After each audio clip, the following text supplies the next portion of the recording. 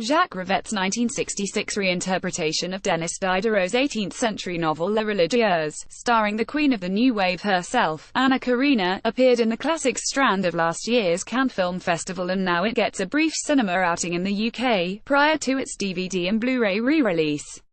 The ordeal of a pure young woman, as Rivette conceives it, has an eerie theatricality and mystery, as it dramatizes the nature of freedom.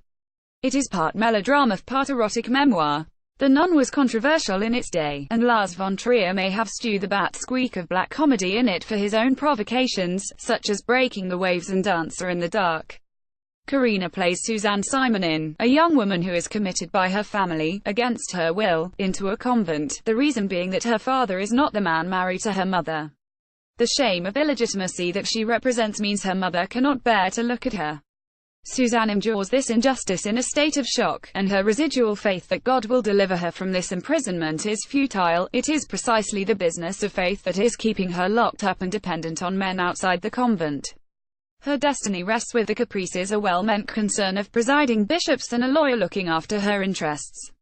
The Mother Superior, Madame de Moni Micheline Prel, is at least kindly, but she dies and is replaced by the cruel Sister Saint Christine Francine Berger. Suzanne is then transferred to another convent, as she might be to another prison.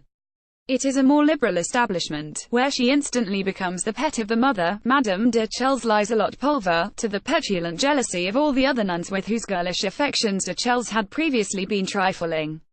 De Chelles' infatuation with her tests Suzanne's faith as never before, and then a very enigmatic coda about her eventual escape appears to show there is no freedom for her anywhere. The vast majority of the movie is shot indoors, in gloomy cloistered walkways, cells, chapels, where, in one rather beguiling scene, a cat strays across the floor while a service is in progress. The rare exterior locations give this film a look of something pastoral. Perhaps it hasn't quite as well as the rest of Rivette's work, but it is still a deeply, almost unreadably strange story.